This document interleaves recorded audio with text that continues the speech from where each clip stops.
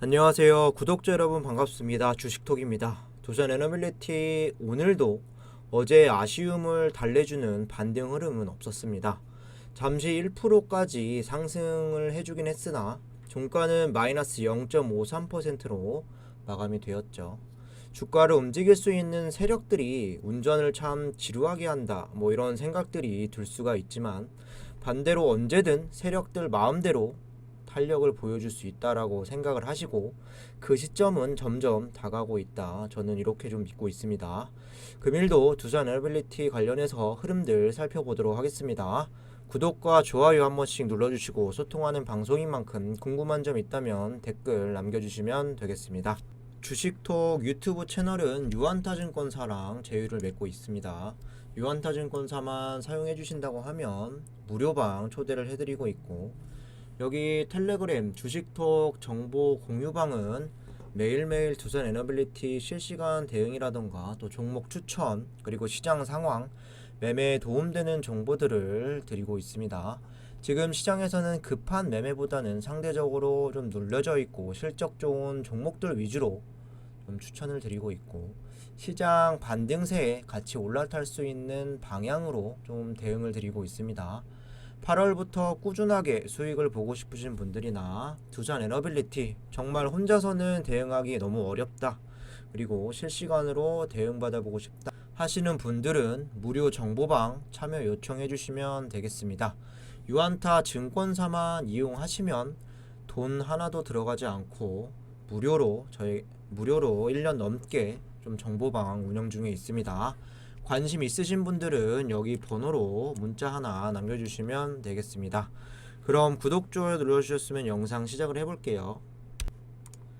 먼저 증시 분위기 살펴보도록 하겠습니다. 간밤에 미 증시는 대만 문제를 둘러싼 이런 불안감이 좀 해소가 되었고, 주요 기업들의 호실적으로 인해서 상승 마감이 되었습니다. 주요 미 증시 같은 경우는 여기서부터 보시면 대체로 1%에서 2% 이상 좀 급등을 하면서 마감이 되었는데요. 여기에 공급망 불안과 인플레이션 둔화에 대한 기대감, 과매도 이슈로 인해서 경기 침체에 대한 완화로 좀 좋은 흐름이 되었다고 볼 수 있겠습니다. 우리 증시도 미장의 좋은 분위기를 따라서 초반에 갭상승 출발을 하는 등 좀 괜찮은 모습이었습니다. 다만 추가적인 상승폭은 제한되었고, 그렇다고 큰 하락도 없었고, 거의 강보합권 수준에서 대체로 좀 움직였고, 더 갈 수 없었던 이유는 중국이 이제 대만 봉쇄 실사격 훈련을 개시했다, 그리고 대만을 포위하면서 군사훈련에 돌입했다는 이런 속보들이 좀 전해지면서 다시 시장은 긴장감을 만들어 가기도 했습니다. 시기가 시기인 만큼 훈련은 훈련에서 끝나길 바라보도록 하겠습니다. 코스피 같은 경우는 오늘 0.47%, 코스닥은 1.2% 상승 마감으로 진행은 되었으나, 만일 중국이 대만에게 무력 시위를 한다면 시장은 또다시 좀 변수가 될지도 모르겠습니다. 여기에 환율이 다시 1310원 부근까지 좀 올라왔는데요. 다행히 외국인 수급들은 양 시장에 1970억 그리고 1300억까지 좀 순매수가 되었고, 기관들은 또 매도가 나갔습니다. 환율이 높은데 어제에 이어서 외인들이 국내 증시에 관심을 좀 보였는데요. 혹시나 오늘 크게 이탈하지 않을까 이런 걱정거리도 있었지만 일단 외인들은 순매수 들어왔습니다. 우리 장이 그동안 많이 빠졌기 때문에 외인들도 좀 저가 매수 이런 메리트가 있다 해석을 해볼 수도 있겠습니다. 어쨌든 단기간에 환율이 쭉 빠지든 아니면 외인들이 다시 쭉 매도를 하는 이런 변화가 또 있을 수 있을 것 같습니다. 이어서 원전 관련주들 좀 간단히만 볼게요. 시장에 대한 영향도 분명히 있었을 거고, 지수 수급에 대한 이런 영향도 좀 있었을 것 같은데, 종가 기준으로 봤을 때는 플러스로 끝난 종목도 있고 마이너스로 끝난 종목들도 존재합니다.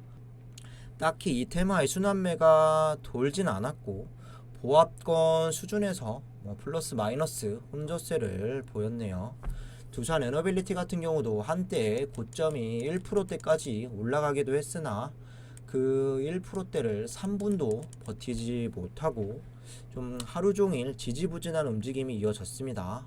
거래량을 좀 보시면 어제보다도 더 적은 195만 주로 200만 주도 좀 넘기 힘들었네요. 현재 구간에서는 매수나 매도 좀 대응할 메리트를 느끼지 못한다, 이렇게도 이해해 볼 수 있을 것 같습니다.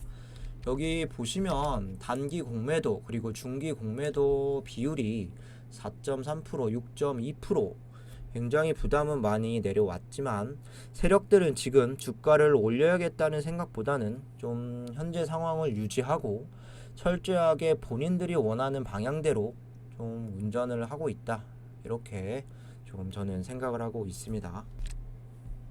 이어서 수급을 좀 보도록 하겠습니다. 오늘 수급과 어제의 수급 제가 이렇게 주황색으로 좀 따로 표시를 해 두었는데요. 완전히 상반된 모습을 나타내고 있습니다.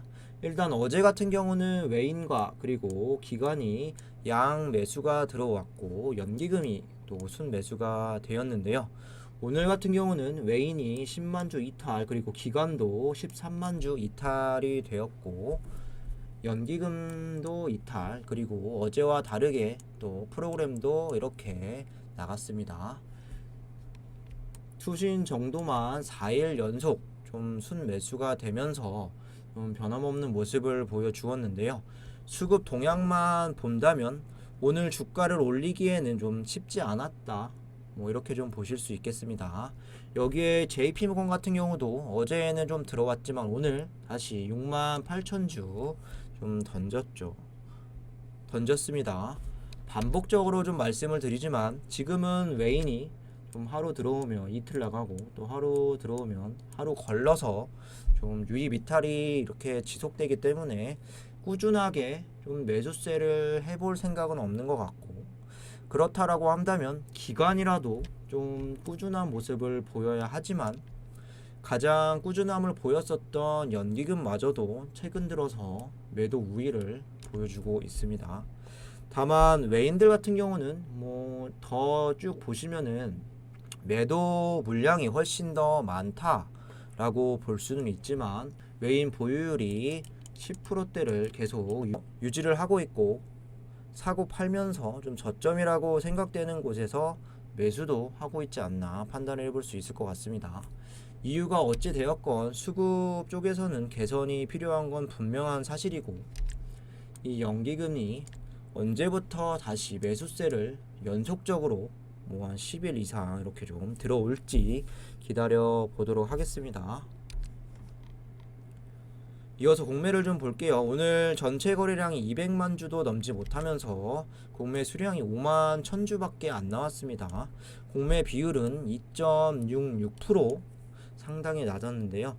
제가 1년 넘게 영상을 찍는 동안에 아마 가장 낮은 공매 비율인 것 같은데, 그럼에도 공매 잔고 같은 경우는 8월 1일 기준 다시 1614만 주까지 상승을 했습니다. 여기에 대차도 좀 보시면 어제 기준자 체결이 450만 주, 상환이 210만 주, 이 정도로 그 대차 잔고는 3,400만 주, 그리고 잔고 금액은 5,800억대에서 6,400억까지 또 크게 늘어났습니다. 어떤 꿍꿍이가 있는지 우리는 정확하게 이유를 알 수는 없겠지만 대차 잔고 수량과 잔고 금액 그리고 공매 잔고가 계속 늘어나게 될지 아니면 일시적인 이런 상승인지 계속 지켜봐야 할 것 같습니다. 이 정도로 보고 차트를 좀 보도록 할게요. 오늘은 마이너스 0.53% 하락한 18,600원으로 마무리가 되었습니다. 어제 8,400억 규모 수주가 있었음에도 1% 정도밖에 올리지 못해서 혹시라도 오늘 뒤늦게 좀 상승이 나와주진 않을까 이런 기대감도 사실 저는 조금 있었는데 지수 상승 대비만큼도 주가를 올리지 못하고 오히려 마이너스로 떨어졌습니다. 잠깐 동안 고점 1% 좀 머문 적은 있지만 전체적인 흐름은 초반에 좀 찔끔 오르고 버티지 못하고 이렇게 흐른 게 다였습니다. 어제 같은 경우 300만 주 거래량도 상당히 낮은 수치로 볼 수 있는데 오늘은 195만 주로 200만 주조차도 넘지 못했는데요. 원래 이 종목 같은 경우는 한번 이렇게 좀 탄력을 받게 되면 한 달 정도는 크게 좀 상승을 하고 좀 조정이 3, 4개월 이렇게 이어지는 이런 종목이기도 한데 이번에는 이때가 제일 가파른 상승 곡선을 탔었죠. 완전 저점 16,000원 이하부터 시작을 해서 23,000원까지 이 정도 좀 올린 거 이후에는 둘, 셋, 넷, 다섯 5개월 정도 좀 조정이 나와주고 있습니다. 거래량 같은 경우도 최근에 계속 죽어가고 있고 2만원대를 넘어본 지도 굉장히 오래된 것 같습니다. 이 종목을 운전하는 주포나 세력들이 좀 지루하게 끌고 가는 건 패턴상 길게 갖고 계신 분들은 잘 알고 계시겠지만 이번에는 조금 더 긴 상황이고 얼마나 나중에 또 큰 탄력을 보여줄지 힘을 너무 오래 비축하고 있는 것 같습니다. 이런 종목은 추세를 잘 읽어야 하는데 일단 최근만 놓고 보자면 아직까지도 단기 이평선들이 고개를 드는 상황, 꺾이지는 않았죠. 그리고 반등하는 구간에서 아직 내려갔다라고 보기에도 어렵습니다. 단기적으로 추가적인 하락이 더 나올 수도 있지만 여기 21선 거의 18,000원 부근이죠. 여기는 웬만하면 깨지 않고 가는 게 좋을 것 같습니다. 사실 주가를 크게 올리거나 그리고 크게 빼는 건 세력들의 마음이고 좀 현재 이렇게 조정 기간이 굉장히 길어지고 있는데 우리가 예측하지 못한 만큼 다시 이런 탄력들이 언제 좀 나와줄지 모른다고 저는 생각을 합니다. 현재 구간 너무 지루해서 좀 정리하고 싶은 분들은 그때까지는 한번 보고 결정하시는 게 더 좋지 않을까 말씀을 드리고 싶습니다. 마지막으로 이슈 보도록 하겠습니다. 특별한 이슈까지는 없었습니다. 장 초반 플러스를 기록한 이후에 오후에 잠깐 주가가 플러스로 들어갔다 나온 적이 있었는데 아마 이 이슈가 나온 시점이었을 겁니다. 미국보다 5년 뒤떨어진다. 방패장 기술에 1,500억 원을 투입을 하겠다. 정부가 고준위 방사성 폐기물의 운반 저장 관련 핵심 기술을 확보하기 위해 1,500억 원의 예산을 투입한다. 고준위 방사성 폐기물의 안전한 관리를 위한 운반 및 저장 분야 R&D 기술 로드맵 토론회를 열고 각계 전문가들은 의견을 수렴했다고 밝혔다. 고준위 방패물 관련 기술 분야는 크게 운반, 저장, 부지, 처분 등으로 나뉜다.